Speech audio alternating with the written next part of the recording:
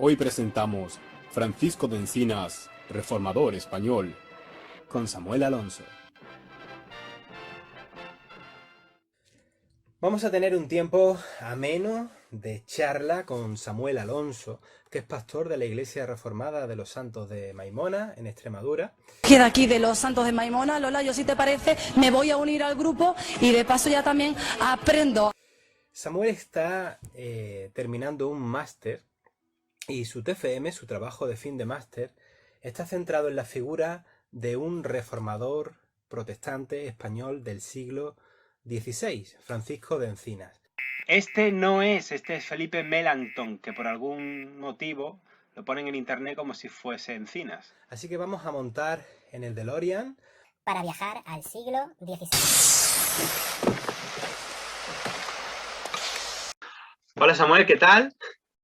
Bienvenido. ¿Qué tal, Rubén? ¿Cómo estamos? Bien, gracias a Dios, estamos bien. Aquí en una preciosa mañana de primavera, verano, Extremadura y ya calurosa. Muy contento de ver. ¿Perdón? ¿Qué has dicho?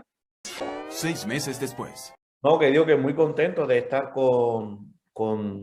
contigo en este ratito, echar un ratito aquí bueno. Sí, la idea es preparar un vídeo para que la comunidad, bueno, y abierto a más gente, pues pueda conocer un poquito del personaje. Pero antes, preséntate tú para que te puedan conocer por aquí en Málaga. Bueno, soy Samuel Alonso. Actualmente estoy plantando una iglesia en los Santos de Maimona, provincia de Badajoz. Iglesia pionera, no hay ninguna iglesia más en la ciudad, ni en la comarca. Bueno, me río porque me da risa nervioso porque hay mucho campo para trabajar, estamos trabajando. Y bueno, en estos momentos estamos acercándonos a nuestra iglesia, a la IEPE. Y bueno, también otra de mis funciones es estudiar la historia, investigar la historia. Y bueno, estoy a punto de terminar un máster en historia del cristianismo con énfasis en la Reforma, un máster en artes. Y bueno, y ya lo he terminado. Solo me queda entregar el trabajo fin de máster, que precisamente va sobre el tema que vamos a tratar hoy. Y me dedico un poco también a esto, a poder desempolvar nuestra historia, poder dar a conocer nuestra identidad protestante española. Y es lo que, por eso estamos aquí, y por eso yo creo que Rubén me ha llamado, aparte de tener una buena amistad. Muy bien. Pues la pregunta, ¿quién es Francisco de Encinas? Quiero que nos cuentes sobre él, de dónde sale, quién era. Oye, chico, habla de una vez, quiero que nos lo cuentes todo. Bueno, Francisco de Encinas es un burgalés, nació en Burgos, de una familia, digamos, bien acomodada, porque no que fuera una familia burguesa, sino que era una familia que se dedicaba al mercado. Y en el siglo XVI los que se dedicaban al mercado, y más a un nivel en Europa, tenían negocios en Flandes y todo, pues tenían bastante movimiento, entrada, salida de dinero, y en una familia pues bien acomodada, se puede decir, pero por trabajo. Es más, Francisco de Encinas, llegaremos a la parte, se fue pronto de España para ayudar a los negocios familiares. Bueno, nace en el año 1518, el 1 de noviembre, un buen día para nacer, justamente después de, 366 días después de que el famoso monje agustino de Martín Lutero Probad mis errores basándoos en las Sagradas Escrituras. clavara las tesis en la puerta de Wittenberg, ¿no? Entonces, esto es interesante, ¿no? O sea, un año después nace nuestro queridísimo Francisco de Encinas en Burgos, a 2000 kilómetros más o menos de ese acontecimiento, pero ¿quién iba a decir que eso, que 366 días después naciera, que nos diera pues obras tan importantes como el primer Nuevo Testamento? Y bueno, él tiene un parentesco con Pedro de Lerma, que fue bastante importante en la Universidad de Alcalá. Tuvo digamos, cercanía con el cardenal Cisneros, y después, bueno, se le abrió un proceso contra Pedro de Lerma, e incluso este proceso pues le llevó a abandonar España y acabó como decano en la Universidad de Sorbona en París. Sí. Esto es interesante porque yo creo que para mí uno de los puntos, el epicentro, digamos, aparte aunque fue Sevilla, Valladolid, pero fue la Universidad de Alcalá. Y la Universidad de Alcalá dio los reformadores en Sevilla, dio reformadores en Valladolid, pero también nos dio Francisco de Encinas. Yo creo que Francisco de Encinas tuvo esa influencia de Pedro de Lerma, y después ya en sus estudios era un humanista, más que comenzó como un humanista, Francisco de Encinas, y él pues se dedicó su vida al estudio,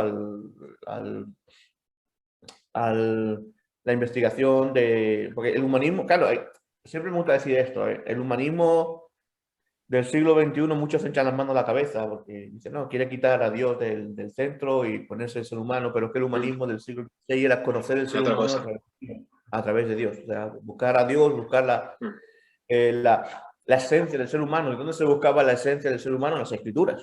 Y para eso necesitábamos también la traducción. Por eso no podemos entender la reforma protestante del siglo XVI sin el humanismo. Es imposible. Llega un momento que incluso el humanismo, aunque no todos los humanistas fueron protestantes, pero sí eran abiertos, y el humanismo se llega a solapar con el protestantismo. Y un poco lo que le pasó en la vida a Francisco de Encinas. Francisco de Encinas encarna esto. Es más, hay quien ha escrito biografía suya, que hay una de las pocas biografías que hay de Francisco de Encinas, de Editorial Trota, como no. Anda, fíjate. Y es Jorge Bergua Cabero, que hizo esta biografía, y él se centra en el humanista, aunque obviamente toca la teología, las relaciones que él tenía como protestante, pero él titula la biografía, fíjate, un humanista reformado en la Europa de Carlos V. Entonces, son dos cosas que a lo mejor hoy nos chocan, el humanismo y el cristianismo, pero es que era, en el siglo XVI iban de la mano. El humanismo reformado, fíjate.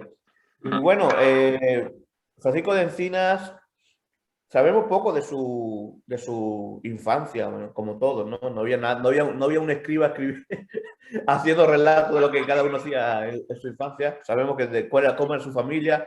Sabemos que tenía familia muy importante. Por ejemplo, un tío, Alonso García de Encina, que fue miembro del Santo Oficio de la Inquisición, fíjate. Sí, sí. Y bueno, y sabemos que tuvo familias relacionadas con Pedro de Encina, que llegó a ser arcediano de Palazuela y canónigo de la Catedral de Burgos. O sea, que era una familia conocida. O sea, yo creo que tú ibas a Burgos del siglo XVI, preguntabas por los Encinas y todo el mundo lo conocía. Así que esto también nos hace ver el impacto que tuvo después su conversión, que después llegaremos a esto. Él en el año, a final de la década de los 30, 40, bien joven, se va de España a atender los negocios familiares. Y bueno, hay por ahí quien dice que hay por ahí un tiempo que él pudo haber estado en Inglaterra en el 40 o por ahí. No sabemos, eso hay una cosa que se está ahora investigando. Puede que sí, puede que no. Hay una carta por ahí. Y ahí lo que sí es curioso que en el año 41 escribe una carta que no está en el epistolario, sino que apareció después, y él ya él ya se ve que tenía una relación con filoprotestantes y con protestantes de Inglaterra, y por la carta que escribe, ¿no? Y después también él estuvo ahí, después regresa con bueno, él deja España en el año 34, mejor dicho, y está hasta el año 41, que regresa por el proceso que abren a su tío, a Pedro de Lerma. Aunque también parece ser que estuvo en París en el año 36, y allí algunos defienden que él ya empezó a cursar estudios. Y bueno, y allí coincide con personas como Juan Díaz, Juan Olivar. Esto también en el 41 también estuvo en París. Juan Martín Población, Miguel Servet, Pedro Marluenda, que sería el acusador de Juan Díaz, su amigo. Y bueno, también con el cofundador, con uno de los fundadores de los jesuitas, Ignacio de Loyola, coincidieron. O sea, vamos a ver que Francisco de Encinas se coreó con la crème de la crème del siglo XVI en pensamiento teológico. Y no solo Francisco de Encinas, es un patrón que vemos en los reformadores españoles. Y eso. Y después, bueno, después se dirige a estudiar en Lovaina, y allí en la escuela trilingüe de Lovaina, que esa universidad fue fundada por Erasmo de Rotterdam, donde comienza él a estudiar, a tener documentos también protestantes y unas cosas y otras. Y en el 41 decide ir a Wittenberg. Y aquí es donde viene lo interesante. Él va a estudiar a Wittenberg y, se hospeda en casa de Melanchthon. O sea, no solo que, o sea, no sé si entendemos la dimensión, no solo que va a estudiar a la cuna de la Reforma Protestante, sino que se hospeda en casa de Melanchthon. Pero es que además Melanchthon llega a decir que Francisco de Encinas es su mejor alumno, y no solo era una relación de profesor-alumno, sino eran amigos. Y prueba de ello es el epistolario, que lo tengo aquí, después lo enseñaré un poco, que donde se reúnen casi todas las cartas, bueno, las cartas encontradas de Francisco de Encinas, las enviadas y las recibidas. Y ahí nos habla mucho de cómo pensaba, que después podemos entrar un poquito en eso, en el pensamiento teológico, que es donde va mi tesis. Y bueno, y después, pues, allí en casa de Melanchthon termina la obra del Nuevo Testamento, y en el 43 se dirige para los Países Bajos de nuevo, para Flandes y todo eso. Allí asiste a varias cosas que no le gustan, por ejemplo, oficios de la Inquisición, y ve a gente ajusticiada, asiste a procesos. Y en el 43 presenta la corte en Bruselas, que por ahí andaba Agustín de Cazalla, que le ayuda, por ejemplo, a reunirse con Carlos V, unas cosas y otras.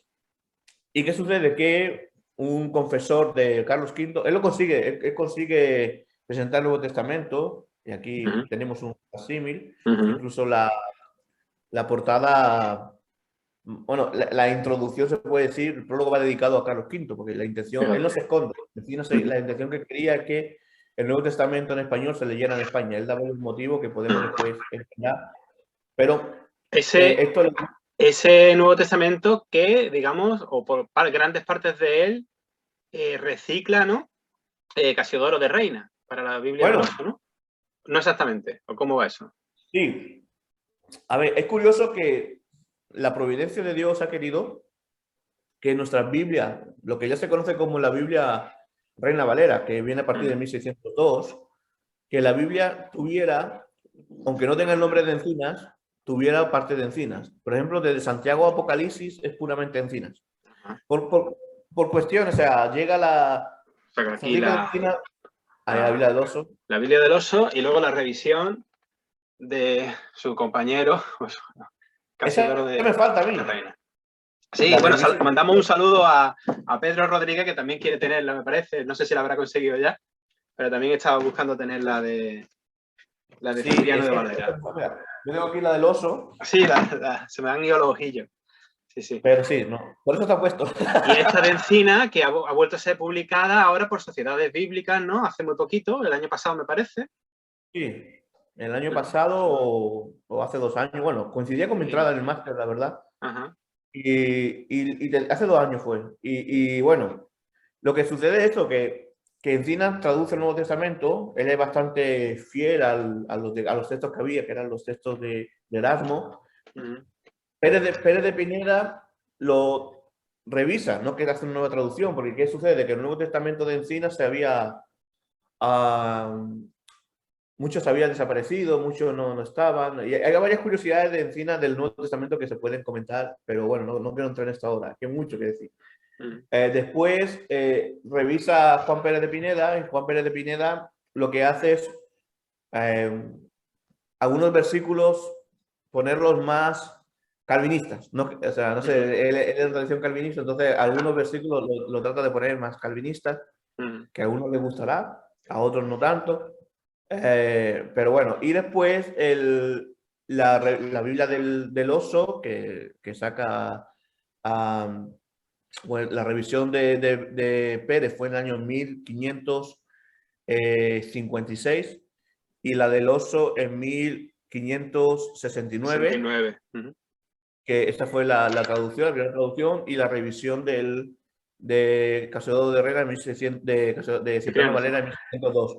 Entonces, por cuestiones siempre sucedía algo, o las prisas de querer publicarlo, o la urgencia de que la gente leyera la palabra, supongo, ¿no? Sí, o la logística que siempre permitía que de Santiago a Apocalipsis no se tocara. Yo vi como ahí como un gesto, ya que no llevan la Biblia el nombre de Encinas, que para mí debería llevarlo, porque el Nuevo Testamento es suyo. Además, Francisco de Encinas, si hubiera vivido más años, estaba en el proyecto de hacer la traducción de la primera Biblia. Es más, ya tenía casi toda la traducción. Se dice que tenía prácticamente traducida la Biblia completa. Fíjate. Al español. Y hubiera sido una obra de arte, imagínate un humanista reformado, como dice aquí nuestro amigo Bergua Cabero, haber hecho una traducción porque Casiodoro de Reina, Cipriano de Valera, Juan Pérez de Pineda eran teólogos, pero no centrados en las lenguas, en las letras, como tanto lo podía hacer Francisco de Encina, que era su especialidad. Él, por ejemplo, con muchas obras clásicas también, Tito Livio, que a mi amigo le mando un saludo a Marco Aurelio Álvarez, que seguramente nos verá, le encanta Tito Livio, pues Tito Livio se lo debe a Encina, por ejemplo. Fíjate. Y cosas y más obras, ¿no? Pero lo que, siguiendo comentando, al presentar el Nuevo Testamento, un confesor, Pedro de Soto, no Domingo de Soto, Domingo de Soto era otro, Pedro de Soto, el confesor del emperador, le hace una trampa, y esa trampa le lleva a la cárcel. Y está en la cárcel, pues, durante del año 43 al año 45.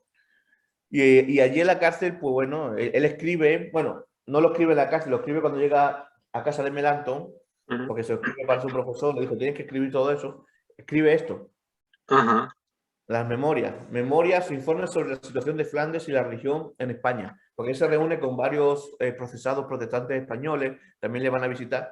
Si quieres saber... ¿Quién publica esta memoria?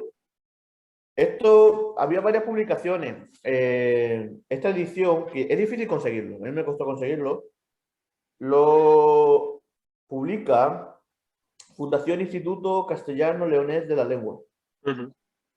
Esta es la versión de Francisco Soca. Sé que, por ejemplo, Nelson tiene otra, pero esa ya es muy difícil conseguirla. No me acuerdo quién la publicaba. Y esta versión la conseguí pues buscando, igual que el epistolario, que me costó bastante encontrarlo. Pero si quieres saber sobre Francisco de Encinas y sobre lo que sucede también en España, un libro, igual que el arte de algunas artes de la Inquisición española, este libro también narra hechos importantes sobre la Reforma española y da mucha luz en muchos casos. Por ejemplo, habla de Francisco de San Román, que es un gran desconocido y fue un mártir de la Reforma. Y bueno, es muy importante para entender lo que vivieron Francisco de Encina, lo que vivió la gente española, protestante del siglo XVI. Y es curioso que Francisco de Encinas sale de la cárcel como cuando salieron nuestros hermanos en la cárcel de Filipos, por ejemplo. Es curioso porque sale de la cárcel un día, está tranquilo paseando. Tampoco es que la cárcel fuera de mucha seguridad. Era una cárcel un poco relajada, porque gracias a Dios no pertenecía a la Inquisición. Si hubiera pertenecido a la Inquisición, Francisco de Encina estaba muerto hace tiempo. Pero una cárcel... Bueno, ya está muerto hace tiempo. Bueno, ha muerto hace tiempo, pero que estaría muerto... No estaríamos contando la historia de Francisco de Encina. Entonces Francisco de Encina camina por un pasillo, se encuentra una puerta abierta. Camina por esa puerta, abre esa puerta, la puerta de otra puerta que da, digamos, ¿cómo llamaríamos? Al patio de la cárcel ya de fuera, está abierta. Pero que la puerta para la calle también estaba abierta. Fíjate. Algunos dicen que como Francisco de Encinas tenía influencia, familia muy importante ahí por los Países Bajos, por Bruselas y todo eso, que le ayudaron. No lo sé, él lo cuenta así como un milagro, que realmente fue un milagro. Si hubiera quedado más tiempo en la cárcel, seguramente ya hubiera sido llevado a una cárcel de la Inquisición y allí a lo mismo ya lo hubiera matado antes del tiempo, ¿no? Entonces huye y vuelve con Melanchthon. Con Melanchthon vuelve allí a Wittenberg y es donde escribe las memorias y es muy bueno, o sea, hay que leerlo si te gusta Encinas, si te gusta la Reforma Española, perdón, cosa del directo. No te preocupes. Entonces, eso sucede. Y allí pues ya él está viendo qué hacer con su vida, él está también un poco, vienen unos años difíciles, por ejemplo, tenemos el segundo coloquio de Ratisbona, donde Bustelo va con Juan Díaz, que Juan Díaz es uno de sus mejores amigos desde París, va como secretario, un español, como secretario de los protestantes del mundo, porque era la representación de los protestantes del mundo, un español allí dando la cara, Juan Díaz, y bueno, y le reconocieron y después vino el proceso de Juan Díaz, que él mismo, Francisco de Encina, bajo un seudónimo, escribe su historia, de verdadera historia, de la muerte del santo varón Juan Díaz, por Claude de Senarclens, que no era Claude de Senarclens, sino Francisco de Encina. Y él escribe, él presencia la muerte de su amigo, como le mata a su propio hermano, manda un sectario, un hermano de Juan Díaz, mata a Juan Díaz. Es una historia que, bueno, podríamos contar en otro momento. Es curioso que estando ya, digamos, un poco más a salvo, utiliza un seudónimo para escribir esta, ¿no? Sí, es que ya te das cuenta, en el 46 ya había comenzado un poco el Concilio de Trento, ya había comenzado el Concilio de Trento, ya se habían endurecido algunas temas. Y aparte, en España le querían muerto a Francisco de Encina. Un hermano de Francisco de Encina dice que a Francisco, un hermano, un desconocido, no lo conocemos, o sea, no sabemos quién pudo ser.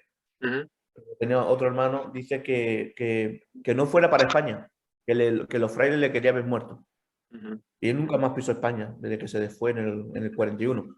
Y es curioso que, bueno, su hermano Juan Díaz, no, perdón, su hermano Diego de Encinas, él es quemado en Roma también, en el año 47. En el 46 pierde a su amigo Juan Díaz y Diego de Encinas muere en Roma. Y precisamente por esta obra que traduce, y esto es curioso del pensamiento de Francisco de Encinas. Una de sus primeras obras, en el año 41, se publica en el 42, es Breve y compendiosa institución de la religión cristiana y el Tratado de Libertad Cristiana de Lutero. Él hace las dos obras, la de Calvino y la de Lutero. Esto era algo impensable para un luterano o para un reformado de Ginebra, hacer una obra de Lutero, hacer una obra de... pero ahí vemos el pensamiento de Encina y lo vemos reflejado en su vida, en muchas cartas, ¿no? Que él no se casaba, permíteme la expresión, o seguía ciega una línea, digamos, de las protestantes. Él cogía lo bueno, pero tenía su pensamiento propio. Y esto el protestante español del siglo XVI era así. Ninguno se casó, mirando Juan Pérez de Pineda, que él muere siendo calvinista, pero incluso Cipriano de Valera acaba en Inglaterra. Antonio del Corro pasa de ser... Cipriano fue antes luterano, ¿no? O calvinista también. Calvinista. Cipriano de Valera fue calvinista. Eso, Cipriano de Valera calvinista y Casiodoro fue el que fue calvinista. Casiodoro de Reina muere como luterano. luterano. Eso. Sí. Pero estuvo en Ginebra, estuvo en Inglaterra y él muere como luterano. Antonio del Corro estuvo en Ginebra, estuvo con los luteranos y después muere como anglicano. O sea, vemos que muchos pasaron por las líneas, no que fueran chaqueteros, como decimos, ¿no? Sino que ellos no les importaba las divisiones, ellos querían servir al Señor, seguir el Evangelio. Dice, bastante hemos sido perseguidos nosotros para perseguir a otros. Ellos, por ejemplo, rechazaban la persecución a los anabatistas. Francisco de Encina no tanto. Él decía que, bueno, que en una de sus cartas, cuando está en Inglaterra, cuando se empiezan a levantar digamos, los puritanos, los anabatistas y todo esto, él dice, bueno, se está levantando gente poco loca, con mucho fervor y mucha locura, pero esto nos vendrá bien para que para que la iglesia estemos siempre postrada en la cruz y no se nos olvide. O sea, él lo vio como, no le gustaba, pero lo vio positivo. Y otro, como Antonio del Corro, se negó a firmar una declaración de fe en Amberes, de luterana, porque condenaba a los anabatistas. Y él decía que los anabatistas eran hermanos. Castelló de Reina fue perseguido por Beza por tener amistad, por ejemplo, con Castellón, por tener cercanía con varios anabatistas. Francisco de Encinas también tuvo amigos anabatistas, cosa que era casi impensable para... A mí esto me... Bueno, y no nos olvidemos también del tema de Servet, que los protestantes españoles tampoco estaban de acuerdo con la decisión de que acabara en la hoguera, ¿no? Castelló de Reina lloraba cuando Servet fue, bueno, él no estaba, pero cuando llegó después y pasaba por el lugar donde Servet fue quemado, Servet lloraba. La pregunta, y que yo me he hecho con otros expertos... Casiodoro. Castelló de Reina. Cuando Servet fue quemado, Casiodoro lloraba. No es que estuvo en el momento que fue quemado. Sí, cuando pasaba por el sitio. Pero cuando pasaba por la zona. Pero la pregunta que nos hacemos es, Francisco de Encinas, ¿qué hubiera pensado? Porque Francisco de Encinas muere en el 52 y unos meses después es lo de Servet. Hay quien rápido dice, pues le hubiera dolido. Yo creo pensar también, pero por otro lado, es que Francisco de Encinas tenía una excelentísima relación con Calvino. Y Calvino llega a halagar a Francisco de Encinas, que Calvino no era de regalar halagos. Y en sus cartas se ve que Calvino tenía mucho cariño a Francisco de Encinas. Pero cuando Encinas, digamos, traía esa pedagogía más o menos más luterana, en realidad, de haber estado, digamos, a los pies de Mela. Correcto, o sea, que Calvino tampoco era un ogro, o sea, ni los buenos son tan buenos ni los malos tan malos como algunos piensan. Entonces, tenía una excelentísima relación con Calvino, bueno, Bucero era un poco también como el intermediario entre luteranos y calvinistas, y tenían muy buena relación entre ellos. Incluso en una de las cartas, en una discusión sobre la Eucaristía, Francisco de Encinas, estando en Wittenberg, dice, aunque yo esté, parafraseando, ¿vale? Aunque yo estoy aquí, no quiere decir que yo esté de acuerdo con Lutero, con Melanchthon en todo. Le dice a Calvino. Y en estas partes tiene razón. O sea, él estando con los luteranos, tenían una como visión más reformada en algunas partes, más calvinistas. Pero, ¿cuál es lo que digo? O sea, no es que ellos tenían su propio pensamiento y así lo hemos visto incluso desde Juan de Valdés, que fue, digamos, uno de los para mí casi como es el Lutero español, el pionero. Y lo vemos y entonces no sé lo que hubiera pensado Francisco de Encinas si hubiera visto lo de Servet, no lo sé. No justifico, o sea, lo he dicho muchas veces, igual que lo escribía con Prisciliano. Matar en nombre de Dios por causa de pensamiento distinto, eso debe estar, no debemos caer en eso.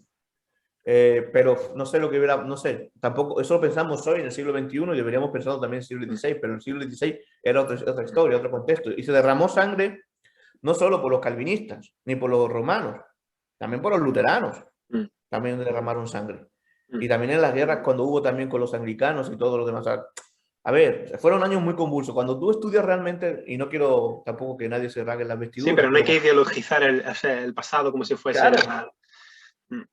Es que eso es lo bueno cuando estudia historia, uno no idealiza su tradición o su denominación, o sea, aprende a no idealizar, cuando estudias con un rigor histórico y con buenos profesores que te enseñan el rigor histórico, no su denominación, porque a veces te enseñan la historia con corta y pegas o mutilado. Pero bueno, volviendo a la vida de Encinas, Encinas pasa unos años muy terribles con el tema de la muerte de su amigo y su hermano, o sea, y él quiere irse para...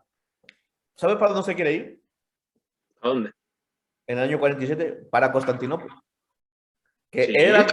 fíjate, es curioso, esto me llamó la atención, Constantinopla. era un bastión de musulmana ya. O sea, había sido, los árabes habían llegado y todo eso, pero era como había más tolerancia en Constantinopla que en Europa con los protestantes. Madre mía. Uf, pues no ve cómo estaba el patio en Europa. No, imagínate cómo te quedas con eso. Él sentía que le perseguían, porque aunque él estaba en territorios protestantes, se puede decir, pero siempre el emperador o después Felipe II y la Inquisición tenían sus espías. Fíjate, Juan Díaz murió en territorio protestante. Y entonces después también, acuérdate que después también esto en el 48, él dice, me quiero ir para Constantinopla y allí tenía...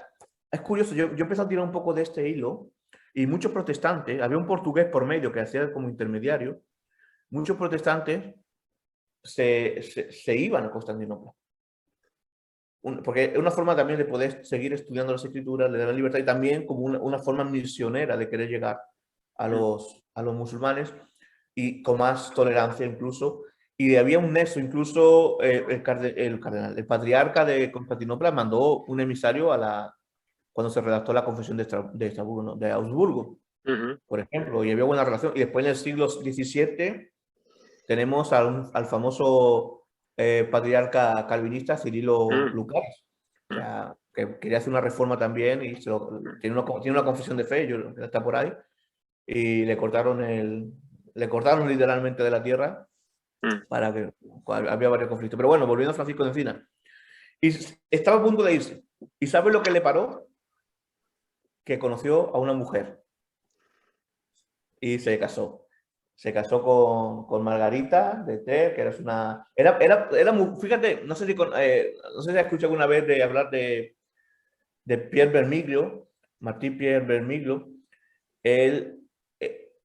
Su mujer de Bermiglio, que se está estudiando mucho ahora en el mundo académico porque tuvo mucho que ver con la reforma en Europa, pero también tuvo mucho que ver con la reforma anglicana.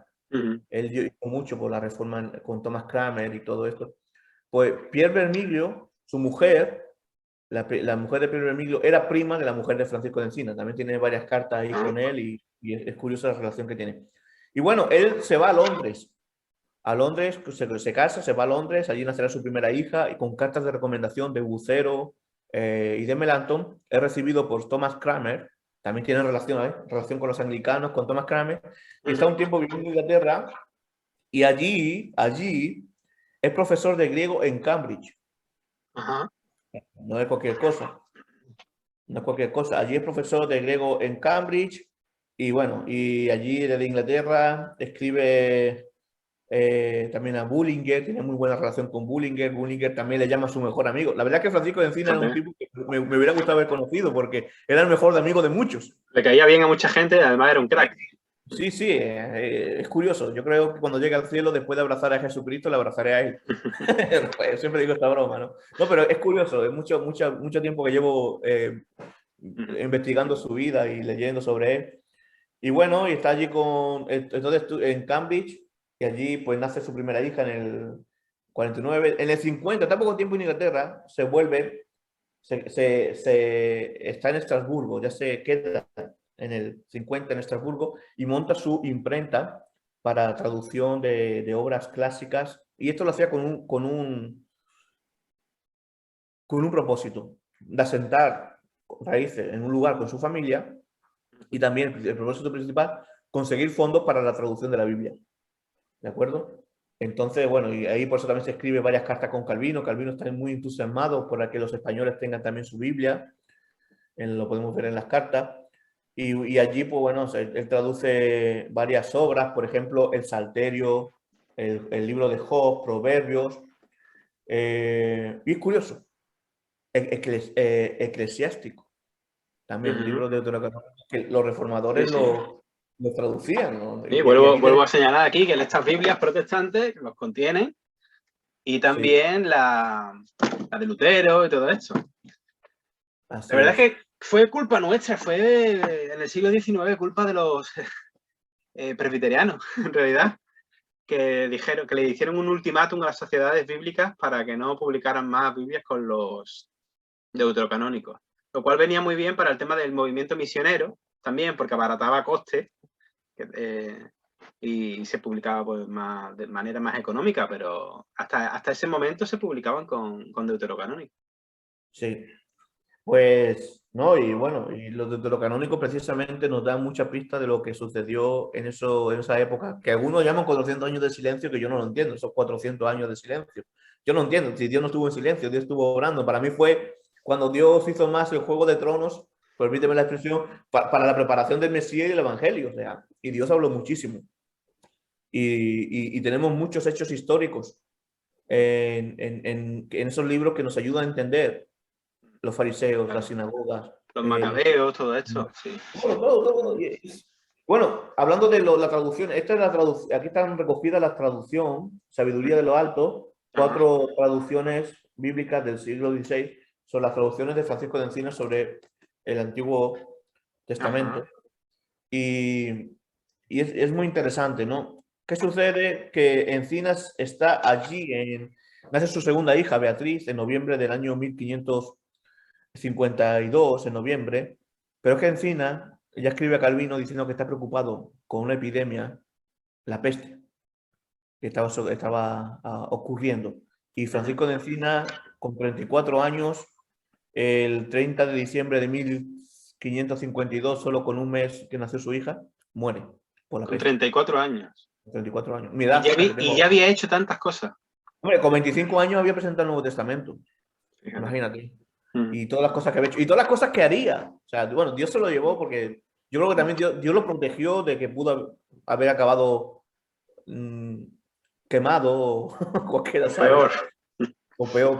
Pero bueno, esto es maravilloso ver lo que hizo, ¿no? Y a mí me confronta mucho. Yo con 25 años estaba... Con 20, 25 años... Bueno, yo que sé dónde estaba yo, pero no estaba en esa, como Francisco de Encinas.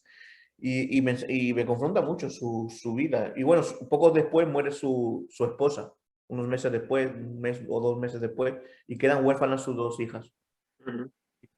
Pasamos entonces a hablar de qué materiales, qué fuentes, qué libros se pueden conseguir. Ya has enseñado algunos.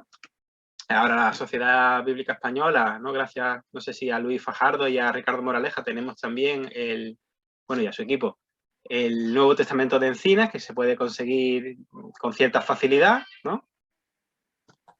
Y ahora, por ejemplo, hay una cosa que debe ser complicadísima, que es el epistolario, ¿no? ¿O no? Sí. El epistolario. Quería comentarte algunos detalles sobre el Nuevo Testamento, pero te voy a enseñar el epistolario, sé que tienes ganas de verlo. Es esto. Esto lo conseguí en Holanda, en una librería. Es un libro segunda mano que estaba allí en Holanda y en el Librelibro buscando, haciendo llamadas y con este epistolario. Creo que hoy, sé que el Seminario Teológico de Sevilla tiene otro, pero hoy en día es complicado. Esto lo sacó, bueno, lo editó mi gran amigo Ignacio García Pinilla, que recopiló todas las cartas de Francisco de Encinas. Esto fue, digamos, como creo que fue una de sus tesis o algo. Hizo un trabajo tremendo. Y están aquí, el epistolario, están las cartas en latín, en original latín. Y después está la traducción. En la página de la izquierda está en latín, en la página derecha está en español. Y con sus notas, y está muy bien. Algunas notas incluso, bueno, es que esto, por ejemplo, yo tengo aquí, conseguí casualmente un libro que el propio autor dedicó a otra persona que, bueno, que ya falleció. Entonces, por eso yo creo que la familia lo puso. Y aquí data este libro del año 95, cuando se hizo esta edición. Entonces, no se hicieron muchas y las que se han hecho, pues, están por ahí. Alguien me ha pedido que se le ayude a conseguirlo. Está difícil. Otros me lo han querido comprar y digo, no tiene precio. Aunque me ofrezcas $10.000 o no, es que no lo vendo. Porque para mí esto es un tesoro y aparte que me ayuda en la investigación. He tenido la oportunidad de leer una por una todas sus cartas, coger notas y ver la relación, el pensamiento teológico de Encinas impregnado Muchas cartas no tienen que ver con la teología, sino a lo mejor con su rama del humanista y todo esto, pero muchas sí tienen que ver con la teología, con la reforma, con posiciones, cartas con Calvino, cartas con Bucero, cartas con Bullinger, cartas con Melanchthon, con Vermilio, con personas cercanas a Thomas Cranmer. La verdad que todas las tradiciones reformadas están representadas aquí, incluso cartas con anabaptistas, en la episodio. Muy interesante, muy rico, te llevas varias sorpresas y conoces otros reformadores que a lo mejor no son tan famosos de Europa, ¿no? Como John Lasky, que estuvo en Colonia, y varios reformadores más, y que estamos ahí trabajando. Y es un libro que, yo lo digo, para mí, hoy en día, es la joya de mi biblioteca. No, tampoco mi biblioteca es muy amplia, ¿no?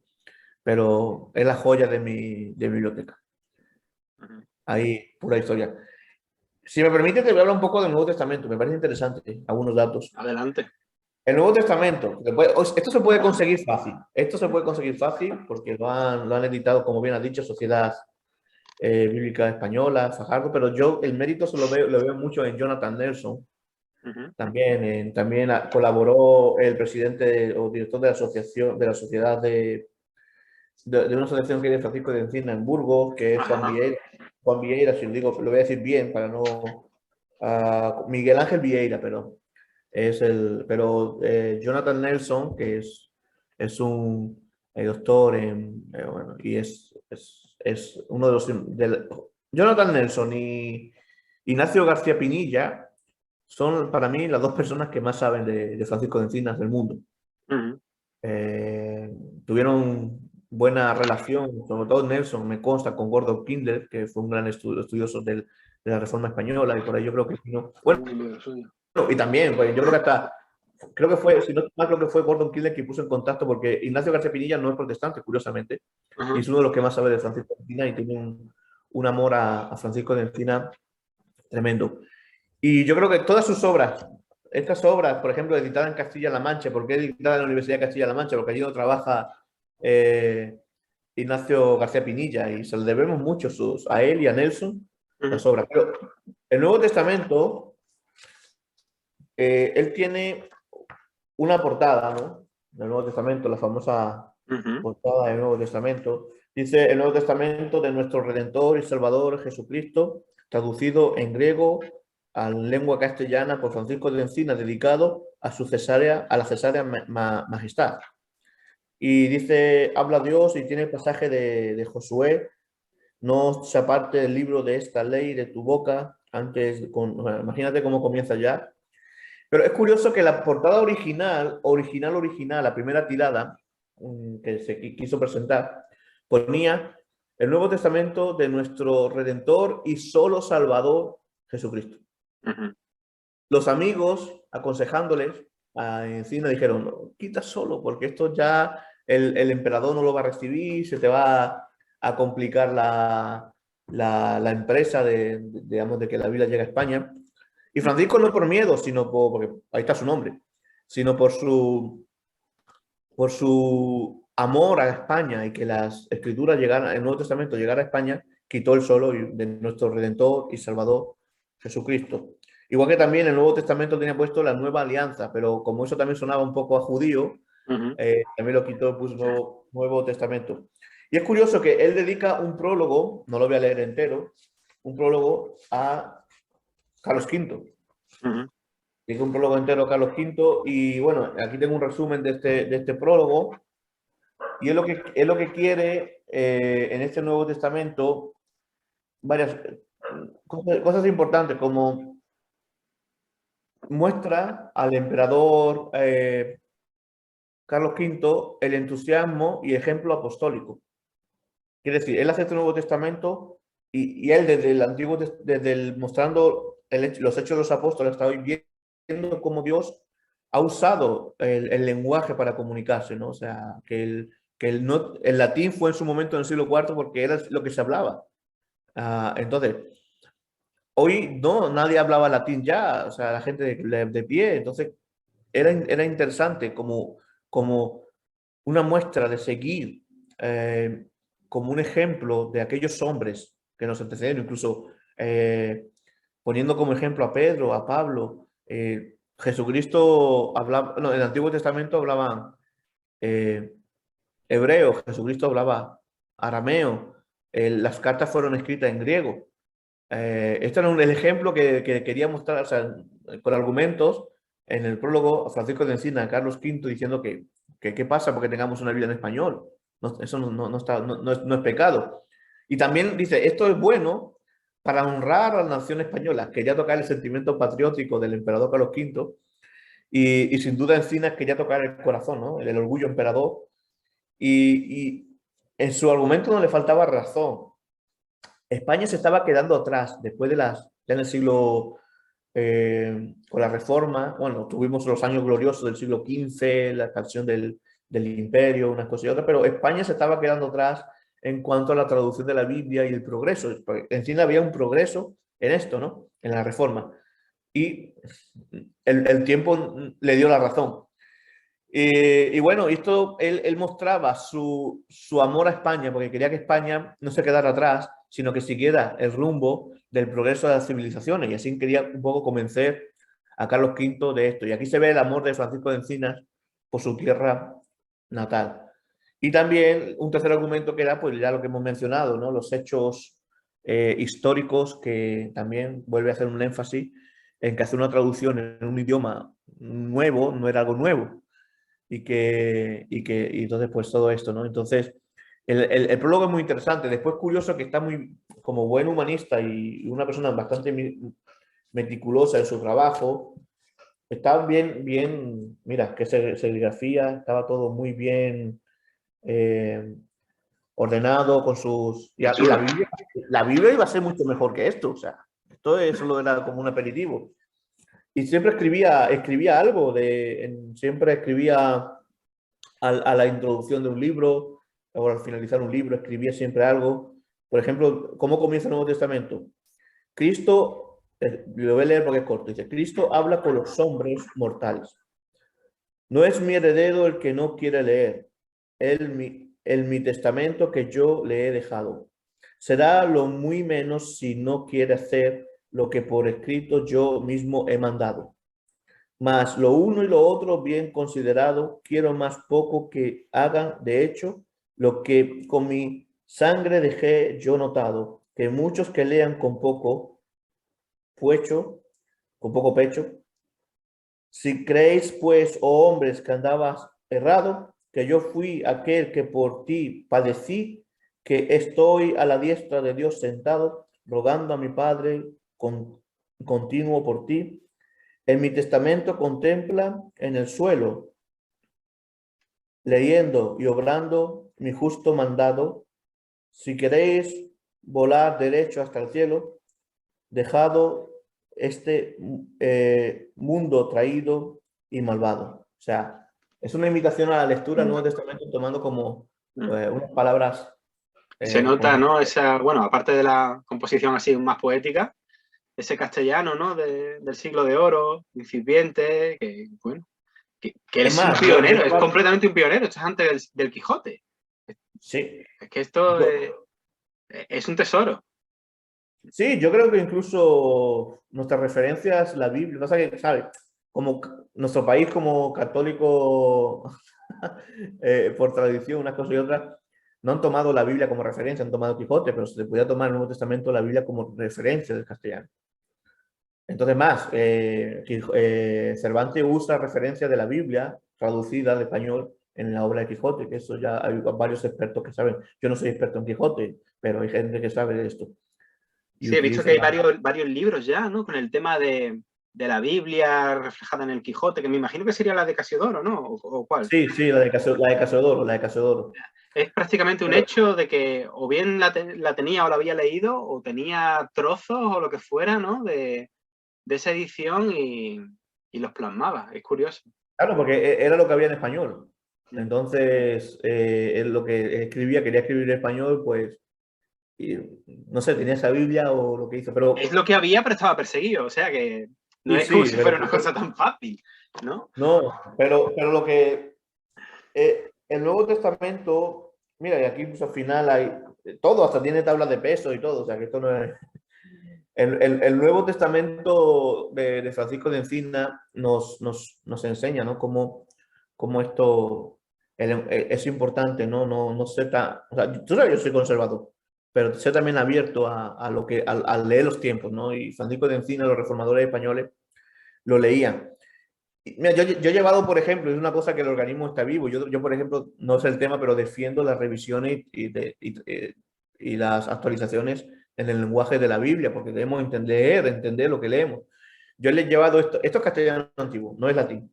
Yo he llevado este libro a conferencias y ha habido gente que lo ha leído, pues lo ha cogido y dice, uff, esto es latín, ¿no? Yo no, es castellano. Y ahí es donde digo siempre, ¿ves cómo es importante tener siempre buenas revisiones y traducciones siempre de la Biblia? Porque es difícil leerlo. A mí, yo sí lo leo, bueno, también si fuera latín podría leerlo también, pero es difícil porque a veces, cuidado, porque no sé si estás leyendo latín o español en algún momento, hay cosas también muy cercanas, pero esto es un tesoro. Y yo reivindico que la Biblia a Reina Valera debería tener el nombre de Encinas. Debería tener el nombre de Encinas porque es un tesoro. Es más, para ser justo, aunque a alguno mejor no le guste, yo pondría los nombres de los traductores, no los revisores. Traductores como Encina Reina, para mí. Entonces, creo que la Biblia... y por eso elegí Francisco de Encina para mi trabajo de la tesina del trabajo fin de máster, porque creo que la historia debe conocer más a este hombre en el mundo. Y bueno, esto es el Nuevo Testamento, pero hay otras obras que, por ejemplo, hemos hablado de la breve y comprendiosa institución de Calvino y de la libertad cristiana de Lutero. Es muy interesante cómo él se enfoca en los dos pensamientos, digamos, teológicos, y él hace una obra que es importante. Incluso se permite el lujo de comentar la obra. Hay párrafos propios dentro de la traducción, que él señala como párrafo propio, no parte de la traducción.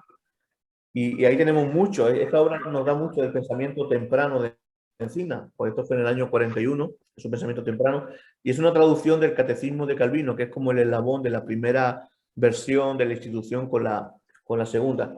Y él escribe aquí atrás, bueno, en esta misma obra hay varias traducciones de salmos que él hace, y también escribe como un pequeño tratado de él, suyo propio, cómo el hombre cristiano ha de instruirse cada día en su vida. Y enseña cómo el hombre cristiano debe levantarse, orar, buscar a Dios, tener vidas santas, vidas piadosas, antes de dormirse, tener la confesión de un pecador, oh Señor mío, misericordioso, verdadero y celestial, Padre nuestro, yo te suplico que quieras perdonar mis pecados por Jesucristo, único Hijo tuyo, Redentor y Salvador nuestro, y no teniendo respeto a la gran miseria mía, sino a la grandísima misericordia tuya, tengas por bien de darme tu gracia, para que, desnudándome del pecado, envista en mí otro nuevo hombre, por ejemplo. O sea, no es que Francisco de Encina pensara que iba a perder la salvación, sino que él pedir perdón al Señor, su misericordia es nueva, pero debemos pedir perdón al Señor por nuestro pecado. Y fíjate, él tenía mucho, y esto los reformadores españoles también, tenían mucho, en su parte devocional, rezaban el Padre Nuestro, el credo, hacían la oración del Padre Nuestro, el credo, y cómo es importante también tener en memoria nuestra historia, ¿no? Yo siempre reivindico la lectura del credo, incluso hacer la oración del Padre Nuestro, pero sabiendo lo que estamos orando, ¿no? Eso no es cosa de católicos romanos y que nosotros protestantes hacerlo. Nosotros algunos domingos lo usamos para confesarlo juntos. Normalmente domingos con la cena del Señor, pero bueno, no necesariamente. Y bueno, las obras se pueden conseguir de Encina. También, bueno, realmente es que son muchas cosas que quiero comentar. La verdadera historia del santo varón de Juan Díaz. la muerte de Santo Varón Juan Díaz. Hemos hablado ya un poco de esto antes, y él narra todos los hechos que acontecieron desde que van a Ratisbona cuando Juan Díaz es reconocido por Marluenda, y es Marluenda, que estaba en el bando católico, intenta convencer a Juan Díaz no es convencido. Marluenda llama a su hermano Alonso Díaz intenta convencer a Juan Díaz, y ahí hay una falsa humildad por parte de Alonso Díaz, que acepta ya, se va, pero Alonso Díaz se va pensando en matar a su hermano. Y manda a un sicario y mata a su hermano. El juicio, como se puede imaginar, no pasó nada. O sea, pero es curioso que John Fox, en su martirologio, lo narra, este hecho. Y muchos escribieron. Beza también escribió sobre esto, y fue algo muy sonado en la época. Y Francisco de Encina también quiso dejar su escrito. No es tan gordo, ¿eh? Lo que pasa es que está en latín y español, ¿vale? No es una historia tan extensa, se puede leer bien. Y el libro de las memorias, como he dicho, ese es fundamental. Para mí, si quieres saber sobre Encinas, es fundamental la memoria, el Nuevo Testamento, para entender también cómo es la traducción. Y bueno, te iba a decir el epistolario, pero el epistolario es complicado. Es complicado conseguirlo. Bueno, si algún día vienes a mi casa o queréis venir a mi casa, yo os puedo enseñar. No lo prestas. Claro, no lo prestas dentro del salón de casa. Eso. Nada, no que desconfíe, pero las obras hay que cuidarlas. Eso de prestar los libros... No, yo prefiero regalarla. Si a alguien le gusta un libro mío, yo lo regalo. O sea, yo compro otro libro cuando... me gusta este libro. Ok, no te preocupes. Compro otro libro porque los míos normalmente los tengo rasgados, y se los regalo. Cuando llegue 2 o 3 días, o si es su cumpleaños pronto, pues le regalo eso para su cumpleaños. Yo he perdido algunos libros muy interesantes por haberlos prestado, o a veces me ha tocado ir detrás como... Sí. Dame el libro, ¿no? Yo llegué a hacerme, pero de esto hace muchos años, como una especie de cuadrante de a ver quién te le prestaba el libro para que luego lo devolviera. Pero luego ya es más fácil no prestar el libro, y como tú dices, mejor regalarlo, el que se lo compra y ya está. Sí, porque es mejor. Los libros es algo muy personal y hay muchas notas también. Y yo me peleo con los libros. En los márgenes suelo tener discusiones con los propios autores.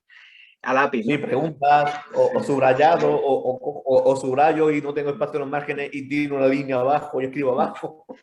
Una cosa, Samuel, que no quiero que se nos vaya antes de terminar esto, y es, hemos estado viendo algunas cosas, no queremos hacer una lectura anacrónica de su vida, ni de los hechos, pero creo que hay algunos aspectos, tanto de él, ¿no? de Encinas, como de los protestantes españoles, de los cuales tiene mucho que aprender la Iglesia contemporánea, incluida, o especialmente, por amor propio, la española, que se está dejando influenciar por ciertas corrientes, ¿no?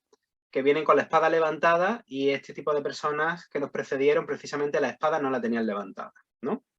Entonces, ¿qué piensas tú que podemos aprender de ellos, ¿no? Bueno, con mi cara ya te estoy diciendo muchas cosas. O sea, yo he aprendido mucho, y mis alumnos, cuando también no lo comenté, enseño esta misma, una asignatura de Historia del Protestantismo Español en la Escuela Teológica de Granada. Justamente estamos terminando ahora, están entregando evaluaciones, también han aprendido. Y cuando estudias la historia profundamente española, estudias los personajes. O sea, hay una transformación en la mente. No digo, a mí me abrió la mente, y además yo te lo he manifestado en privado varias veces, en un sentido de que, tío, somos cristianos, somos hermanos, y a veces nos hacemos guerra entre nosotros. Era un poco también lo que sucedía entre algunos luteranos y calvinistas del siglo XVI, sobre todo a partir de Beza. Tenemos que tener mucho cuidado, ¿no? Porque perdemos el tiempo en discusiones vanas y estériles, incluso sacando temas, por ejemplo, hace poco el Teotocos, sacando temas ya se han resuelto, y haciendo discusiones que no valen para nada, mientras el mundo necesita una iglesia que brille. Y esto es un poco lo que querían los reformadores españoles. No querían estar perdiendo el tiempo peleándose entre ellos, peleándose con otros cristianos, con otros hermanos, ni ser exclusivos con otros hermanos que pensaban distintos, o sea, no, de apartar, sino ellos querían ser una iglesia que brille en la sociedad de la oscuridad, ¿no? Y esto a mí me ha enseñado, ¿no? Y cómo siempre a raíz del diálogo, la comunión, sobre todo centrándonos no en nosotros, sino en Cristo. Cuando uno se centra en Cristo, en el amor, me encanta esta expresión, amor en la dimensión de la cruz. Cuando uno se enfoca en esto, todo lo demás es insignificante, entonces no caes en discusiones. Cuando la iglesia, ¿verdad? Los hermanos sacamos este amor, esta bandera real del evangelio y ponemos nuestros ojos en Cristo, tal como se nos dice en la Biblia, creo que la iglesia empieza a brillar. Y esto es lo que debemos aprender. Yo detesto, y hay en mi tradición, hay personas que son de estos que van con la espada levantada. Eso no es el evangelio, no vamos en buen camino. Si tú quieres enfrentarte a una oposición, predícales el evangelio. Y ya lo demás Dios lo hará. No vayas cortando cabezas, como el mito de Santiago Apóstol, que nunca estuvo en España, eso es otro tema. Pero bueno, la lanzo la piedra ahí. Pero creo que debemos aprender dentro de tener una tolerancia, obviamente. ¿Sabe? Yo siempre diré que hay ciertas líneas, pero hay una tolerancia, hay una gracia, hay un amor, hay una misericordia. Nosotros, si Dios aplicara lo mismo en nosotros que nosotros aplicamos con otros, madre mía, ¿dónde estaríamos? Y creo que, pero fíjate, tú has dicho algo muy importante, no podemos hacer, y esto es de primero de historia, no podemos hacer o leer los hechos históricos, o leer las personas como si vivieran en el siglo XXI. Pero es que este argumento se pone más al favor del argumento mío. Porque ellos que estaban en un tiempo más convulso, en un tiempo más hostil, apostaban por el amor, por la gracia, por la abertura, por brillar. Nosotros que estamos en un tiempo más fácil para ser iglesia, aunque todos los tiempos tienen sus retos, desafíos, pero aquellos que van, estamos sufriendo persecución, te hubieras ido al siglo XVI, compañero, y va a ver lo que era persecución. Gracias a Dios vivimos en un buen tiempo, aunque tenemos oposición, siempre hay oposición del mundo, está claro. Pero aprendamos de estos hombres a llevar esto con amor, con gracia. Y si padecemos, pues también con amor y con gracia. No nos hagamos las víctimas. Seamos sabiendo que somos hijos de Dios. El otro día lo hablaba aquí con los hermanos, no me estoy poniendo en plan pastoral, pero bueno, el otro día lo hablaba aquí con los hermanos. Somos la embajada de Cristo en la tierra. Esto es un regalo. Esto es un regalo y tenemos que ser, pero también es una responsabilidad. Tenemos que mostrar los valores de Cristo, no nuestros valores o los valores del hombre de tal teólogo de nuestra denominación. Ya se llame Pepito, Calvino, Lutero, Wesley o que sea. No, tenemos que mostrar los valores de Cristo. Y eso está por encima de nuestra denominación y de nuestras siglas. Y eso yo creo que era el mensaje que tenían los reformadores españoles. El mensaje de Cristo, el Evangelio. Pues que no perdamos ese punto de vista, de centrarnos en Cristo y su buena noticia. Samuel, no sé si hay alguna cosa más que quieras añadir o, no sé, saludar a alguien o yo qué sé. No te saludo a ti, no, pero lo que yo quisiera añadir es que la iglesia, y te agradezco mucho esta oportunidad, primeramente para hablar a tu iglesia y también para todas las personas que quiera ver esta charla entre dos amigos, más bien, así me he sentido. Pero quisiera retar y desafiar a la iglesia a que estudie la historia. Que estudie la historia. Necesitamos saber nuestra historia, transformará nuestra mente. Si eres extranjero, verás España diferente, verás a los españoles diferente, entenderás por qué España es así. Hace 2 semanas estuve en Cáceres con unos jóvenes misioneros, extranjeros todos, dando una conferencia de 6 horas sobre la Reforma Protestante Española. Y quedaron, ahora sé cómo hablar a los españoles, ahora entiendo mejor a los españoles, ahora entiendo por qué España es así. Y España tuvo reforma, me decían, cuando le habían dicho que no, y entendieron que España, tenemos un catecismo, tenemos una Biblia, tenemos tenemos una confesión de fe, tenemos varias cosas. Entonces, te reto, te desafío. Si quieres ser usado por el Señor, es importante, trascendental, conocer la historia. Si eres extranjero, para conocer España, y si eres español, para conocer tu historia. No tengas un sentimiento de inferioridad con otras traducciones, con otras tradiciones, perdón. Tú también tienes tu historia, tú también tienes tu legado reformado protestante, tú también tienes reforma, y defiende eso y reivindica esto. Y es una forma también de evangelizar a los españoles. Oye, que esto no es de fuera, que esto no vino de fuera, lo tenemos dentro del siglo XVI. Muy bien, pues dicho queda, has lanzado ese desafío, ese reto a que la gente se empape de la historia y te doy muchas gracias por este ratito. Perdón, me acordé ahora, no quiero cortar, perdón. Sí, hay una buena forma de comenzar leyendo este libro, les recomiendo. Recuperando la memoria de Manuel Díaz, buen amigo también, Héroes de la Reforma del siglo XVI. Son 16 biografías de 16 reformadores, personajes relacionados con la reforma protestante del siglo XVI. Si alguien te dijo que en España no tuvimos reforma, aquí hay una prueba de que sí. Estupendo. Lo publica Sola Fide, ¿no? Y es fácil de conseguir también, ¿no? Además es reciente, me parece, ¿no? Que tampoco... Es el libro que uso con mis alumnos y encantados. Muy bien. Pues muchas gracias, Samuel. Gracias a ti. Nos vemos en otra entonces. Cuando quieras. Muy bien. Pues nada, tío. Un abrazo y mil gracias. Un abrazo. Gracias a ti.